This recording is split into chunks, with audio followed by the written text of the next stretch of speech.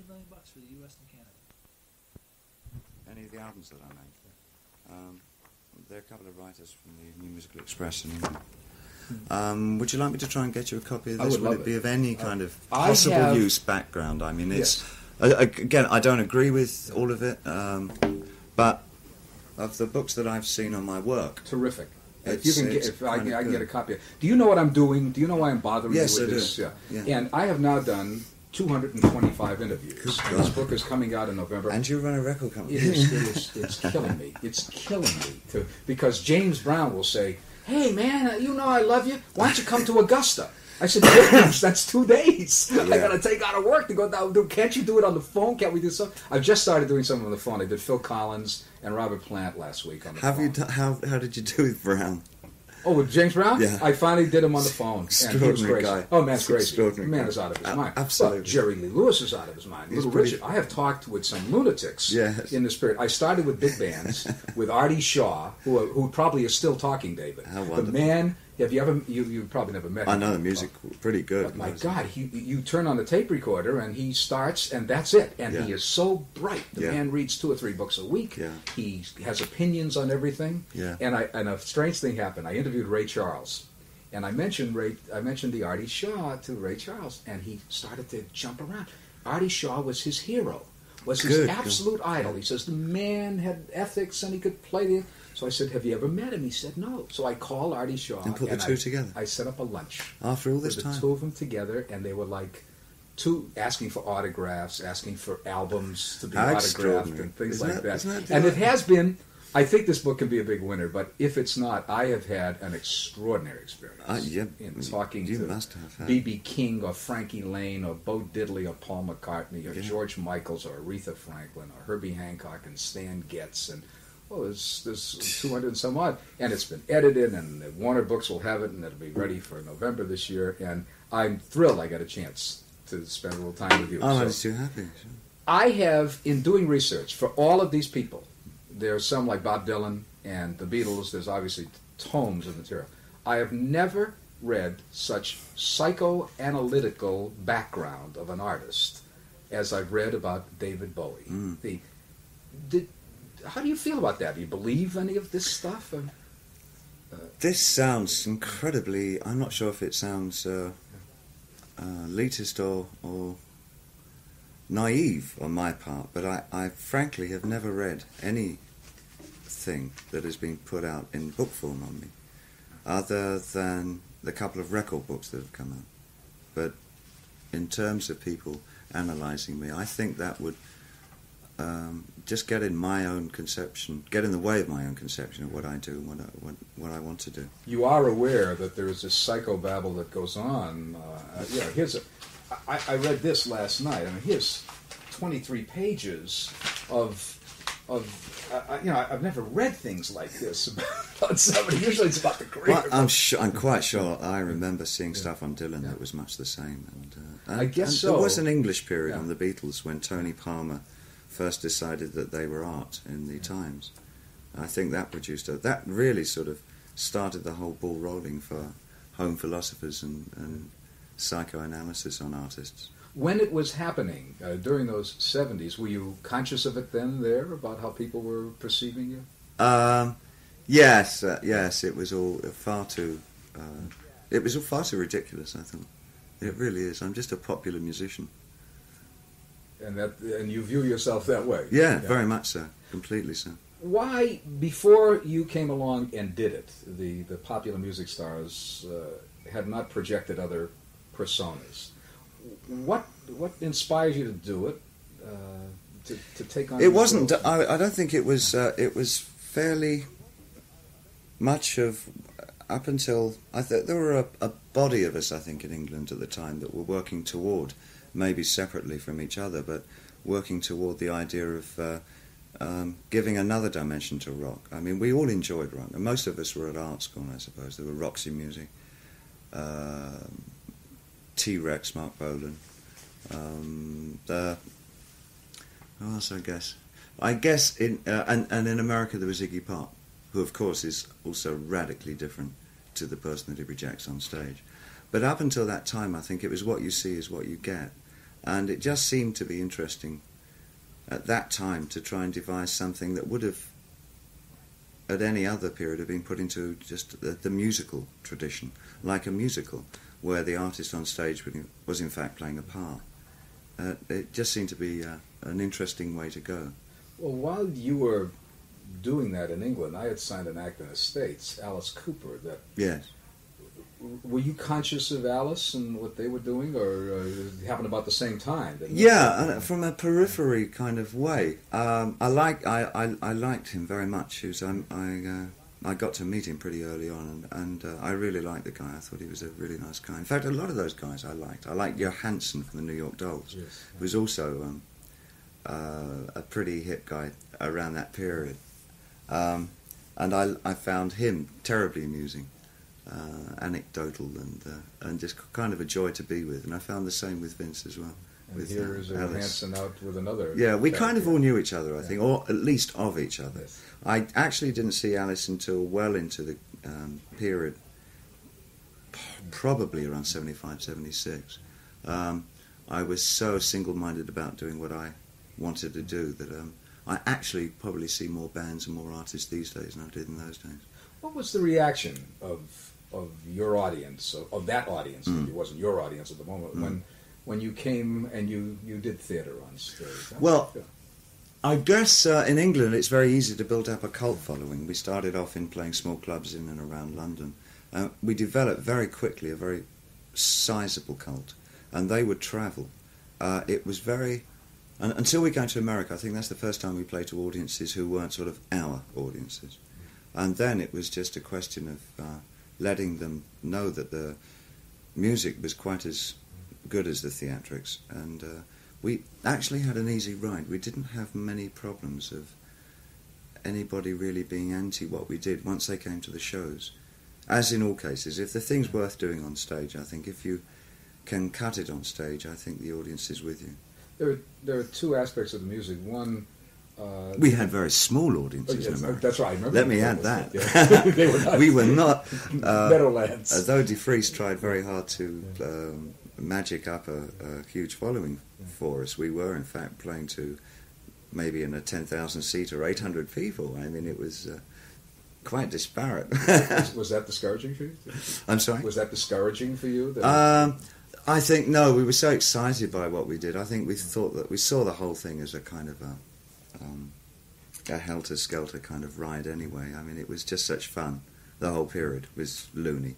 Somebody, I read a quote, somebody called you a surreal cartoon character brought to life. It was sort of, yeah. Ziggy was. I mean, he was half out of sci-fi rock and half out of the Japanese theatre. I think those are the two major elements that I put into him. The clothes were, that time, simply outrageous and simply, nobody had seen anything like them before. They were the brainchild of a now very well-known designer called Kansai Yamamoto, who was just sort of beginning then, and I fortunately had seen a lot of his stuff and thought he was probably the most extraordinary designer at the time. And we got together and he did all the early Ziggy clothes. So, and he knew what I wanted out of Japanese theatre as well, so he kind of contemporized a lot of the Japanese kind of kabuki and no theatre look and made it work for rock and roll. David, there was nothing that I had ever read in your background and growing up that would have indicated that you would have taken this extraordinary interest in so many other dimensions of the arts, as you say. Yeah, not really. I mean, it was. Was it self-taught? I guess more than anything else, yeah. I mean, it was just a very reserved, quite respectable childhood. Nothing ever really happened to me that one would consider freaky. I mean, it was just a south of London school. I guess the only thing which might have spurred my interest on a bit more was the fact that I went to one of the first art-oriented high schools in England, the equivalent of a high school, where one could take an art course from the age of about 12, 13, as opposed to waiting till 17 when you go to art school. So there was a strong bias toward art from when I was quite young. And I had a very excellent teacher, Peter Frampton's father. Oh, that's right. Who really kind of was quite an inspiration to all of us who were involved with him, because it was an experiment for him to try and get kids involved in art at a younger age than they would otherwise. And so I think about and must have been a good 3/4 of our class went on to art school, which is a hell of a proportion. And some of us went straight into street jobs because either we didn't really believe in ourselves as painters or artists. And I was one of those. I went into the visual side of an advertising agency, and I was doing paste-up jobs and small designs for raincoats and things like that. It was awful. Absolutely awful. Maybe you should have kept it too. You'd have owned 4 shops. Well, if all this goes down the tubes, you can always go and get on Madison Ave there with the best of them. I think those days are over. But it did give me an unbridled interest in art, and I think if one is acquisitive and inquisitive in knowledge, and have a natural thirst for it, it goes through your entire life. I mean, I never stopped having an interest in what painters are doing or what writers are writing, and I'm an avid reader, and I go to the theatre a lot. I just get out and about and see the people who are trying to reproduce the fabric of our society and how they do it, and it's just an unbridled passion that I have for it. I love it. I collect a little. Back to the theatre on stage. Yeah. Was there a point where people didn't take your music seriously because you were in theatrics? I'm not really sure about that. I don't think it ever... I think I moved out of Ziggy fast enough so as not to be caught by that one. I noticed it did happen with Alice, yes. In a bad way. Absolutely. And possibly it's because most rock characters that one can create only have a short lifespan. I don't think that they're overly durable album after album. I think they are one-shots, they are cartoony, if you're going to get involved in that kind of thing. And the Ziggy thing was worth about 1 or 2 albums before I couldn't really write anything else around him or the world that I sort of wanted to put together for him. So after Aladdin Sane, which was the sort of follow-up to that, I had to start thinking quickly about what I wanted to write about next, which came out as an abortive attempt at 1984. Abortive because we couldn't get the rights from Mrs. O. Yeah, because she saw his work through a far more serious pair of eyes than I imagined. We did. I got half the thing written and like very naive again, and before I thought, I better go and ask her if I can continue doing this, you know. And then I got the big NO. So, oh no, what do I do now? So I sort of did a quick turnaround, and it became Diamond Dogs, which was sort of a piecemeal attempt at forming a sort of a post-nuclear kind of society with this sort of rather shabbily disguised, anyway, form of 1984. Did the trying to achieve some kind of theme running through or some kind of character, did that distract you from the music itself, or were you able to just go straight ahead with music? Actually, funnily enough, I've always found it easier to write for other people than for me. Yeah. I feel terribly inhibited about writing for me because it's only the last few years that I've actually resigned myself, and it is a resignation that I'm a moderately good singer. I'm not a great singer, but I can interpret a song, which I don't think is quite the same as singing it. So I was never unaware of my strength as an interpretive performer, but writing a song for me always, it never rang true. I had no problem writing something for Iggy Pop, or working with Lou Reed, or writing for Mott the Hoople. If anybody wants a song, come and ask me, and I can do it in 15 minutes, and I have a great time doing it. I can get into their mood and what they want to do. But I find it extremely hard to write for me. So I found it quite easy to write for the artist that I would create. I guess that must have gone hand in hand with the reason why I wanted to do it like that in the first place, because I did find it much easier, having created a Ziggy, to then write for him. You see, even though it's me doing it, I was able to sort of distance myself from the whole. Yeah, well, it can become very complicated. There is a psychological yes, it is. Yeah, fucking with the fabric of time. There, it did bring its a whole sackful of its own inherent problems, but some of them weren't as funny as the rest of it. But it certainly was easier writing for a character. until recently, and it seems as I've got older that I find it easier to write purely and simply for my own satisfaction. One thing I've never written for is an audience. I found that the occasional couple of times I've actually tried to write for an audience, I've never felt comfortable with it, and I felt that artistically it's always been somewhat short of what it should have been. So I do feel that an artist can only write for himself and his own personal satisfaction, and if he still has an audience at the end of it, that's wonderful. But I think it's foolish to just try and be popular. I think it's short-lived satisfaction. The fulfillment is not great. There was at one point you really wanted to make some revolutionary kind of record, wasn't it, with Visconti or... Yeah, I think, well... that happened later on. Yeah, we can jump onto that quite easily. There was from the Diamond Dog abortive 1984 thing, which did produce one excellent tour. I put every possible thing I'd ever wanted to see on a stage in rock and roll on the stage with that tour, the Diamond Dogs tour. They recorded a live album too, didn't they? Yes. Needless to say, it's a huge financial disaster, but it was a terrific bit of stuff to have done.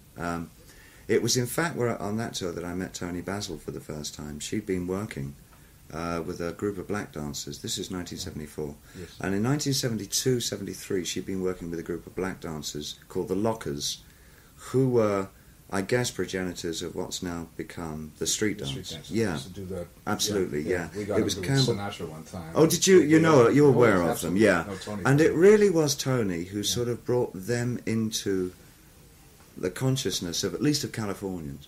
And I believe they did do the Johnny Carson show one time, very early on. But it's sad that Tony never got the recognition for doing that, because she worked so hard in the early 70s to make street dance something that people would know about. And it wasn't until the late 70s, it must have been the early 80s, until street dance itself became something. Breakdancing. Yeah, and Tony was so much part of all that back in the 70s, and we were both aware, a little group of us, aware that would be the way to go one day in dance, and she choreographed that particular tour, and it had elements of that. I won't say that it was waving any great banner for street dance, but it certainly had elements of what was to come. When you were, I read about your associations. You were so close. You were friendly with so many of the people on the cutting edge, the Mark Bolins, Brian Enos, and Lou Reed, and so forth. Yes. Did you have much of a relationship with the Zeppelin, Who, Beatles, Stones people? Not really, other than Mick, who I met. Again, Mick is ambivalent in his likes and dislikes. He's actually quite conservative when it comes to making his own records, funnily enough. He's aware of new techniques all the time. He's aware of who's doing what and what's happening. But he has, being a roots man, which he is, still to this day, the music that he plays more than anything else is the blues. Rhythm and blues and the blues. He's never deviated from that. There's one thing you can say about Mick, is that he has absolute and perfect integrity to the music that he wanted to start playing when he first started playing music. And he's bemused by all the other things that go on. Whereas I'm more of a sucker, I'm more of a fan. Yeah. If it's wearing a pink hat and a red nose and it plays a guitar upside down, I'll go and look at it. I love to see people being dangerous, and Mick will be more of an onlooker, I think. Sure. But I guess of that particular crowd, I guess Mick is the only one that I ever got to know. No, I never knew the Zeppelin or the Beatles, and John was the only one that I got to know, and that was unfortunately toward the end of his life. I first met him again in, must have been 75-ish, Young Americans, about that, I think. I don't know, you've probably got a better idea of the days than I have. And that was truly an inspiration to be able to work with him, but it was one of those associations that lasted about the length of the recording. Yeah. And then we didn't see each other again for about a year. But then we started to pick up on what was becoming a very instructive and quite deep relationship. He of course, again, another one who started off at art school, so a lot of the stuff that we used to talk about went into the world of the arts and why an artist wants to do things in the first place and all that. And it gets very sort of melodramatic and philosophic at 2 in the morning. But it's what you started but it's the kind of relationship that one savours, and it's something that you don't forget easily. I guess he was the only other one that I really got into close contact with. But I never really felt part of the other stuff. Not from elitist things at all. Is that I really didn't think I played as well as them, and or sung.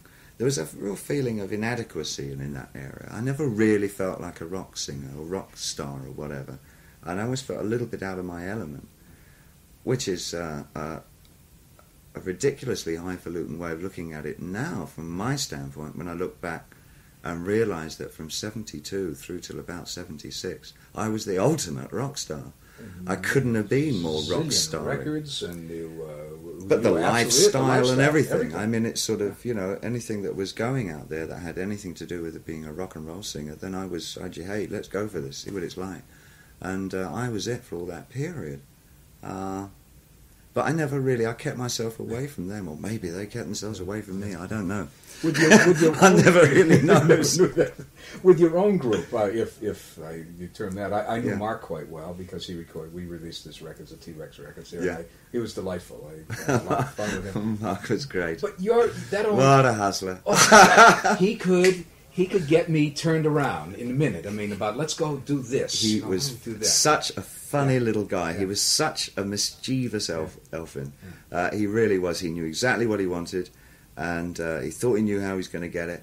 And I tell you, man, I got this sound that you're just not going to believe, man. It's and then he'd go away and say, what the hell am I going to do? I've told everybody I've got this sound. And then he went, and you'd see him sort of working out things to support the statements he'd said. And he was a great guy. Did he impact your music at all?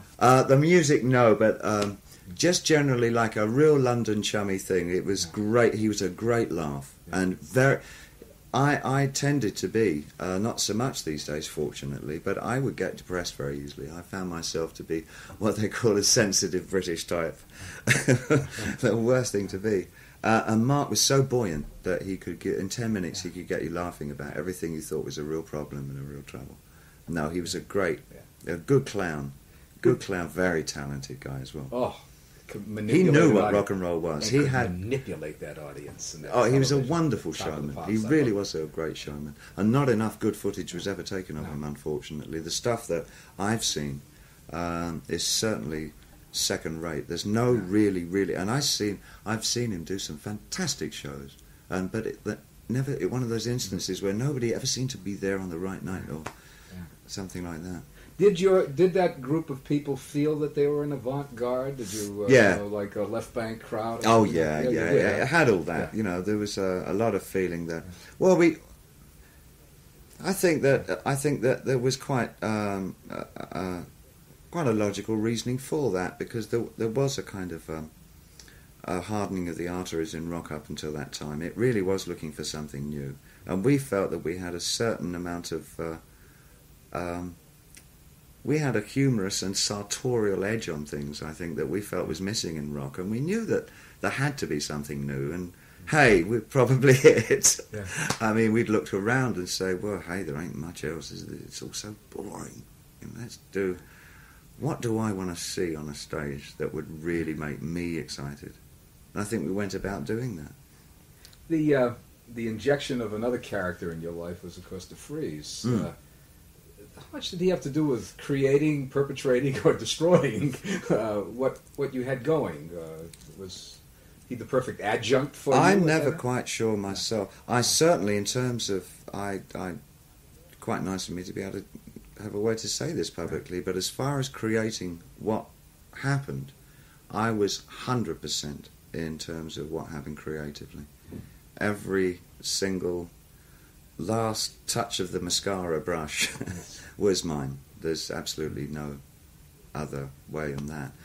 In terms of getting me to an audience, or rather trying to get an audience in to see me, I don't know.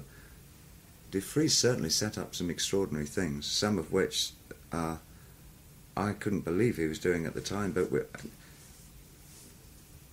I guess I'm not sure. I really don't know if it hindered me or helped me. I have absolutely no idea. I just felt when the money was sort of going left, right, and centre towards the end of our relationship that possibly this wasn't the best situation to be in anymore. But up until that time, like most first-time artists, you don't sort of look at the money and see what's happening. In terms of the career, I really don't know.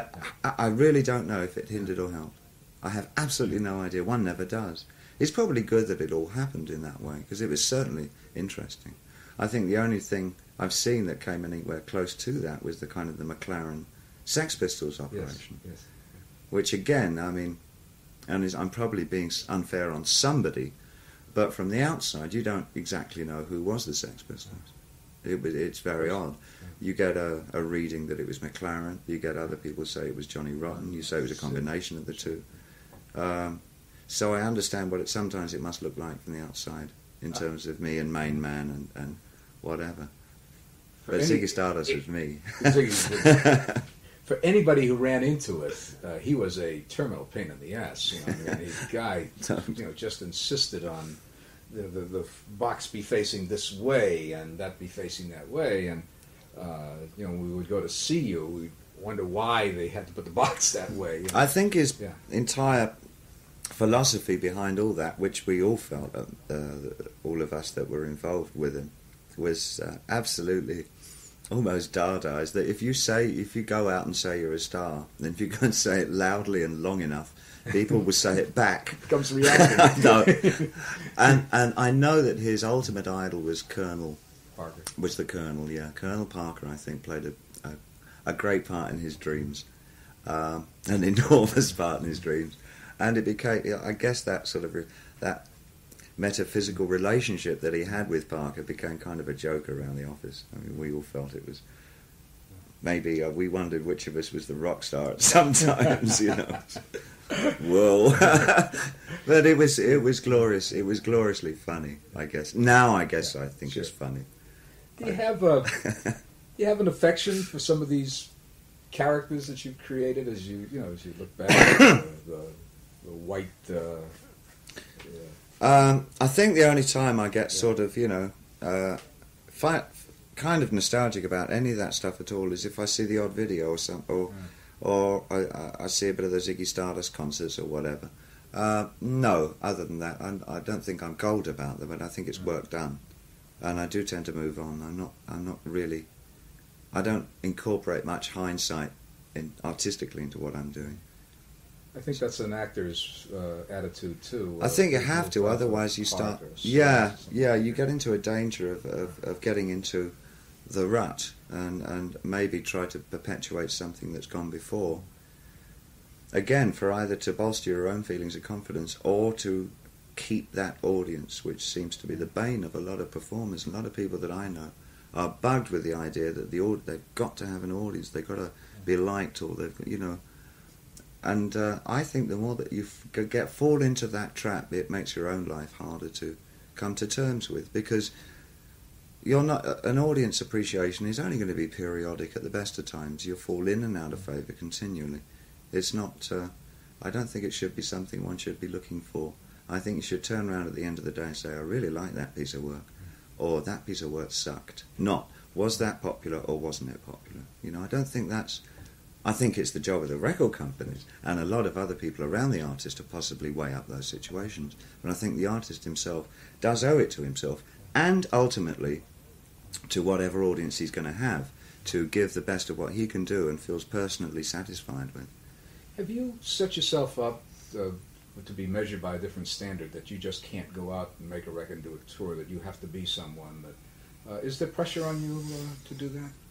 To do a tour? To be someone, not to make the 14th David Bowie record, but now you've got to be the Glass Spider. Yeah. You've got to... Yeah. I'm not sure. I think I might have helped myself in that way, saving myself being entrapped by that with the Serious Moonlight tour. It helped an awful lot to just go out without a character and just do it on the strength of a body of work. However, I had done that before. 1976 was the last time I did a character performance, which was the Thin White Duke. Yes. After that, I toured again in 78. I think it's probably the least known of any of the tours that I've done, but that was the first time I had sort of stripped away anything that had to do with character, and just went out and performed a body of work. And I felt so happy doing that, and almost a sense of relief in a way that I could actually go out and sing my own songs without having to be somebody. Yeah, be somebody else rather. Yes. How do you look at your body of work? Is there a great deal of pride? Is there yes, a certain period, an awful lot of pride. Any period in particular that? Yes, I guess. Well, the further away I get from it, the more I like the Ziggy Stardust. And I had a period where I just couldn't face it anymore. I mean, it's around the early '80s. I mean, I really thought, God, it's the bane of my existence. That stuff. It really sort of chases me around everywhere. But one has to, I guess, expect that. But I used to make a point of, in the '78 tours, do as few of those songs as possible and all that. I really quite like some of that period now. I liked some of the Diamond Dog stuff. But I guess, for me, the period that I had with Brian Eno were about 3 years, consecutive years. We were recording together and working together. And I produced 3 albums, Low, Heroes and Lodger. The 3 of which I feel were some of the most exciting bits of work that I've ever done in terms of approaching a rapidly, dealing with a rapidly approaching new way of making records and working with computers and I guess the first sort of paddling around with techno-pop. It was really something new to both of us. I mean, the idea of working with what was really happening in Germany, it was the antithesis of what was happening in England, where rock had gone back to its almost primeval form with the punk revolution, a lot of which I admire very much indeed, as a movement, not individual pieces of work, as I don't think in a movement like that it's the individual pieces that are of the import. It's what the celebration was about, and at that time it was a celebration of, hey, I can do this, any sucker can do this, and that I thought was great. I thought that was terrific. However, where I was living at the time, which was in Berlin, with my girlfriend at that time, and Iggy and his girlfriend were set up there as well. And then Brian Eno came over and joined us. We would get so excited about a whole new thing that was happening in Dusseldorf, and this Connie Plank studio sound, which was all about computers and synthesizers and this almost mechanical approach to rock, which that same period I think produced. We all got over the moon about Giorgio Moroder and Donna Summers. The first single that they put out, we said, that's rock over the next 10 years. And it really was. He must have done it, I think. I think he really did the first one that really said that this is what rock was going to sound like over the next 10 years at least. And it's still as true today as it was then. You were incredibly prolific during a period of time here, over a 2-year period, maybe 5 albums or 6 albums. Yes, yeah, that really took its toll, I think. It's hard. Well, I don't know, I think every artist probably has that one period where you just cannot stop working. I think you're very lucky if it happens to you again. I think it's a pleasure if it does happen again. I don't think any artist can expect it to happen again, and that for me was obviously a very exciting time. Have the motion pictures been a distraction to the music? Do you find that to your career? No, it's almost like taking a sabbatical or something. It's great to be able to put one sort of creative area in the hands of somebody else and see just out of the interest what they do with it. It's kind of a luxurious position to be in, really, where people will ask for me to work with them. And I don't have to do it for the money. I can really just do it because I want to do it. It's a possibility I might be doing a lot more theatre things over the next couple of years, because I really don't want to leave that behind and get immersed too much in something that becomes so secular as this kind of, the rock thing, because it can grate one. It can really wear one down to be totally in one area of the arts. What about the relationship with Iggy Pop? Where did this stem from? And I think probably the reason that we get on so well is that we are the antithesis of each other. Ostensibly it seems that way, but when at a roots level we're not at all. We all read the same books. We both sort of, I think, gravitate towards the same kinds of bands and music. And maybe I'm a little more into a wider spectrum of the arts than Jim, but that certainly doesn't stop Jim from enjoying them a lot. But he has a far more animal approach to what he does, and it's a lot more. There's a lot more physicality in what Jim does. Or I guess a lot of what I do is starts off from a more cerebral thing. Maybe it displays itself more physically by the time it hits the stage. But we both work in very different ways. I guess that's why we enjoy each other's companies, that we are so different. Do you have, is there some impression of those 12, 14 years in there? I mean, do you look back, do you think it's almost happened to somebody else? Yeah, some of it definitely did happen to somebody else. Boy. But I think, gosh, on the whole, I think it's quite kaleidoscopic.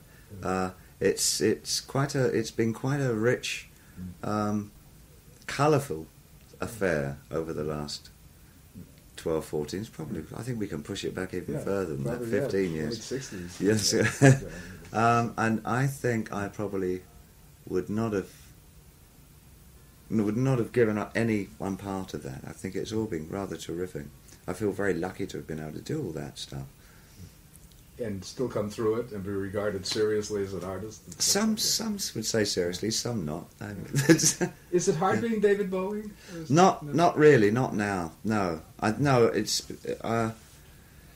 don't have the outsider's problem. I mean, for me, and the world that I inhabit in reality is probably a very different world from the one that people would expect that I would be in. It's far removed from a lot of what they would feel would be the limousine trappings of a rock existence or whatever. It's quite sedate. It's constantly moving. I travel an awful lot, which is one of the glories of being able to be in the particular business that we're in. Well, thank you. I don't know if you remember that one. I remember. It must have been around 69, 70, one of my first trips to America. You were in the States then, huh? Oh, yeah. And it was absolutely, I mean, I'd adored his work ever since because I was into jazz quite heavily when I was a kid, and I like the usuals, Eric Dolphy, Coltrane, Parker and all that, because I played saxophone originally when I was messing around. I was either going to be the greatest painter on earth or the worst saxophonist. I became the worst saxophonist. It's I talked to Sting a couple of weeks ago, and he's talking about Gil Evans, what a jazz fan Sting was. It was big with the British yes. the British rock players in the beginning. I think jazz had an awful lot to do with it. And I saw Kenton at this club and there must have been more people on stage than there were in the audience. It was the saddest of events because of that. It was over. It was over. He didn't look well. He didn't look well. But the music was just wonderful still. It was just sonic to sit there and hear the stuff that I'd only heard on albums. And there were maybe 15 of us in the audience, and we were all of it, nearly in tears at the end of the night, when these 20 guys stood up, and we 15 guys, Pete Rugolo did a lot of arrangements, and the Contis, Connie Condoli, and those people I stood around Hollywood. And in fact, I got Pete Rugolo, who's working on this compilation. He's finding the masters, we're remixing them and remastering them visually and so forth. Because I was a college disc jockey when he started. Yeah. And I would play Kent. It blew my mind. It was so new. Through the earphones. I turned that thing up loud. Yeah. I've never heard anything like that. Just fantastic. Yeah. Well, there's a few I've missed. I had an appointment with Benny Goodman, and he died 3 days before, which was more inconvenient for him than for me, of course. But and a few have died since. Buddy Rich I interviewed, and Woody Herman. They both have passed on. Yeah. But I've got them on tape. These tapes are going to 4 colleges that have asked from Yale and University of Southern California, Michigan, for their archives. Great. And it's a worthwhile book, And for me, if it doesn't sell a copy, what an experience, to be talking to the people we call it artistry and rhythm. Artistry and rhythm. I'll do that.